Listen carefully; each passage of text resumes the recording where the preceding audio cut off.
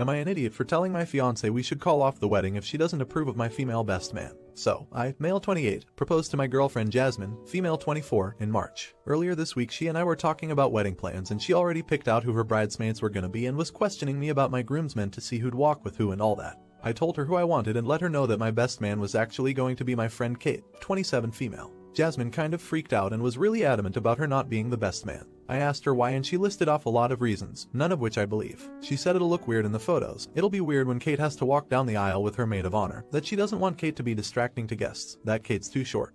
WTF. To stand next to a bunch of 6 feet plus guys. The reasons were ridiculous, and I told her as much. She told me I should respect her wishes for the wedding and gave me suggestions for other best men. I know the real reason might be jealousy, but I don't want to just drop it and go along with her insecurities. We ended up getting into a big argument. Jas was upset that I wasn't budging on my stance and I was mad she was acting so irrational. She was being really accusatory about why I wanted Kate in the wedding so badly. I finally told her if she doesn't want to let me have this one thing, maybe there shouldn't be a wedding at all. She got really angry and told me to just leave our apartment. I've been couch surfing at a friend's for the past couple days, not Kate. Last time I tried to talk to Jas she asked if I was ready to apologize and I said no, cause I don't want her to think she was right about forbidding me from letting Kate be in the wedding. And before anyone asks, no, Kate and I have never been sexual or romantic. She's been one of my closest friends and introduced me to my current social circle. I used to be an awkward nerdy guy who had trouble making friends. Now I'm an awkward nerdy guy with a social life. We survived grad school together and she's been with me through high and low parts of life and it seems insane to not include her in my wedding. Jas and Kate know each other but aren't friends, and over time has got used to me having a close female friend without being jealous, mistrusting, or so I thought. Am I an idiot? Edit. I should mention, Jasmine has never acted this way before and is usually pretty easygoing and understanding. And she didn't so much as kick me out as she said, well, maybe you should just go then, and I called her bluff and left. She tried to get me to come back, and also apologize, but we're both hard-headed when it comes to what we want. I don't want to call off the wedding and I get why Jas was upset by me saying we should. But I wanted her to know how serious I was. Edit 2. No idea if anyone will read this. I didn't want to make a whole update post since it's only been a day, but anyways. I went back home today after cooling off and Jas and I had a long talk and I'm not going into the details. TL. Doctor, we're not calling off the wedding, but we're gonna talk about this more and try to come up with a mutual solution. No idea what that is yet. And just to address a few things I've seen a lot of. 1. No, Kate is not single. 2. Jas and Kate are friendly, but they aren't friends. I'm not very close to any of Jas's friends either. 3. Kate and I have known each other for almost 7 years. I've been with Jas for 2 years. 4. I am not attracted to Kate and we're not going to run off into the sunset together. Stop watching bad rom-coms. 5. It's 2020. I can be friends with a woman without wanting to sleep with her. 6. I'm not choosing another woman over Jas. If Kate were a man and Jas didn't want him in the wedding, I'd have a right to be pissed. But since Kate's a woman, suddenly I don't love my fiancé enough. That's bullshit. 7. Oh, and if you've implied I'm gonna have an affair, already cheated. Freak off. Update. My fiancé and I ended up making up and reconciling a few days later. We were talking about compromises and it was still a touchy subject, but I thought it was going well.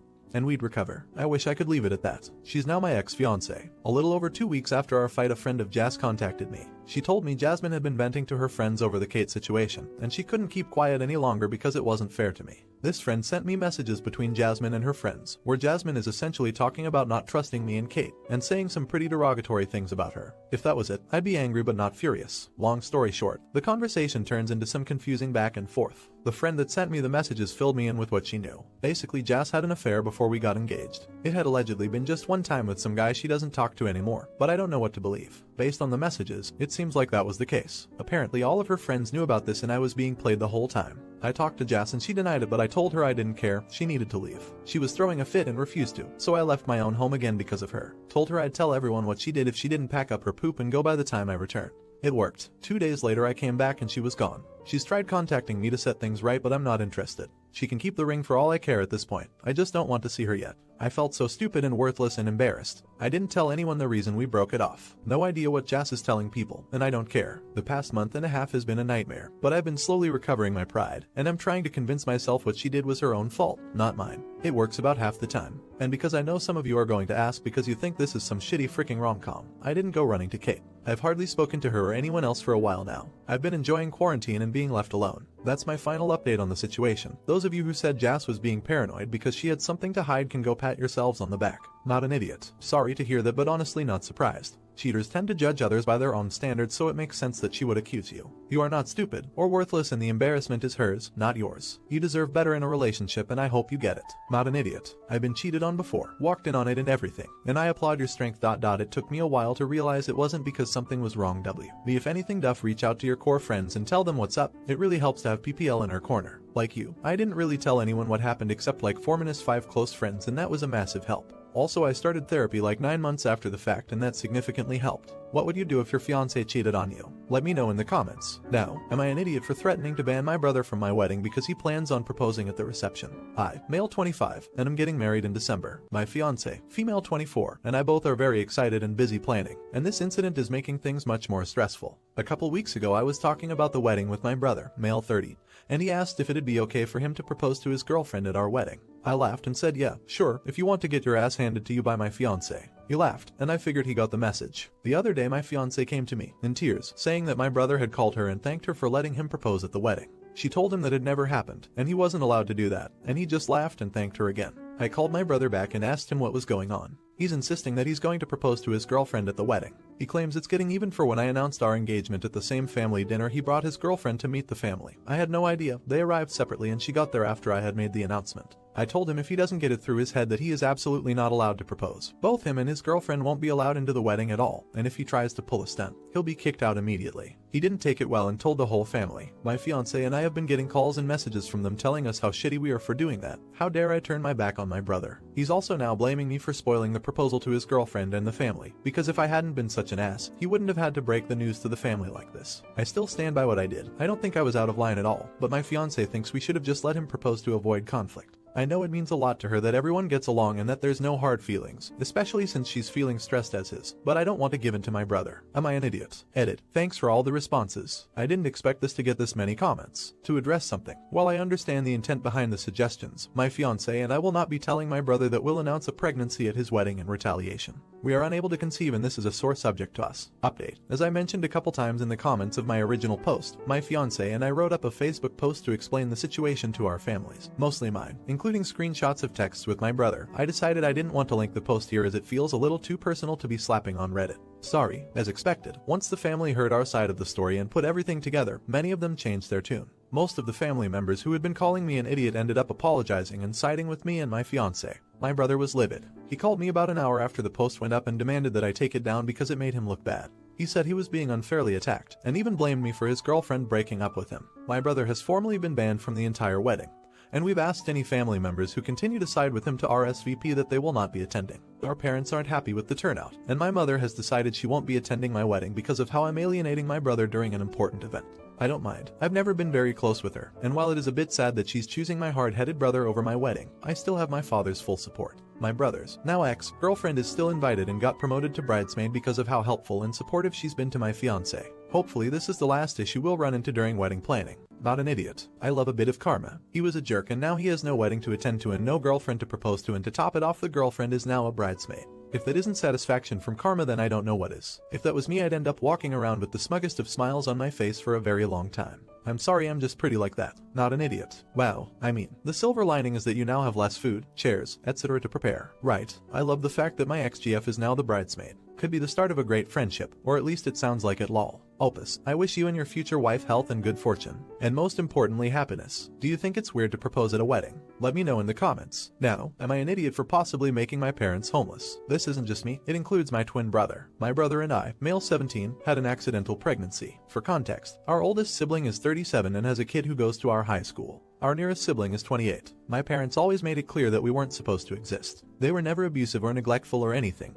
but they were kind of cold our whole childhood. My brother and I will graduate high school in about a week, and we'll be 18 in 2 weeks. My parents have told us that as soon as we turn 18, we will have to pay rent. Neither of us have jobs, and we probably won't be able to get jobs right now. I confided in my sister that I'm really stressed about this, and she offered to let my brother and I stay with her while we're in university, completely free of charge. I'm really grateful for this, and we're planning on accepting her offer. I told my parents about this, and they freaked out. I guess my mom was planning to move to part-time work and they needed rent from my brother and I to keep up with rent. They said that they have provided for us our whole lives, and we should pay them back now that we're almost adults. I mean, it's true. They have given us everything we needed for 18 years, and I really don't want them to be homeless if they can't afford the rent.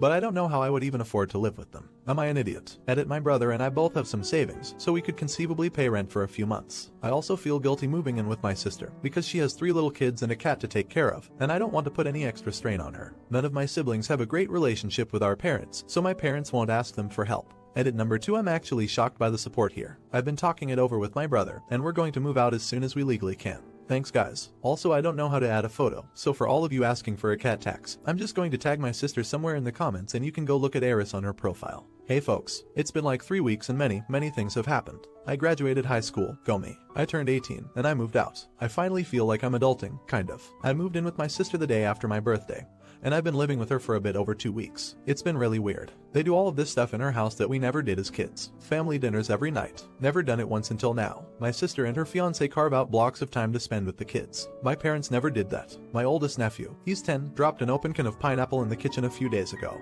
I expected him to get yelled at, but my sister just helped him clean it up and told him to grab a new can from the pantry. That was weird. My parents were never that chill. When I was a kid, I would see these perfect families on TV. Shout out to Dinosaur Train Elmo. And my parents always told me that those kinds of parents didn't exist. That it was all made up for TV. That real parents don't take that much of an interest in their kids' lives and interests. I believed them until now. In the past few weeks, I've seen my sister and her fiance spend hours making model plans with my oldest nephew, or rocking the youngest to sleep when she was overtired. That stuff never happened when I was a kid. My niece, she's 4, woke up in the middle of the night last week, crying about something. Instead of telling her to STFU and go to bed, my sister's fiance got up and sat with her until she fell asleep. I guess I was just surprised that my experiences aren't the norm. Anyway, both my brother and I are doing really well here. My brother has been cooking a lot. He's going to culinary school, and everyone seems to really appreciate it. I've been spending time with my nieces and nephew, and I have played more Minecraft these past 2 weeks than I think I've played in my entire life. If anyone knows what Titanfall 2 is, please help me out. I've been an adult for less than a month, and these children and their newfangled video games already confuse me. This is all just a very long-winded way to say thanks. If I hadn't posted here, I don't think I would have moved out. My savings would basically be drained, and I wouldn't be as happy as I am now. So thank you. Now I guess it's time to see if I can figure out how to do an update post. Edit. Shout out to my sister for basically raising me for 12 years and also being an amazing parent.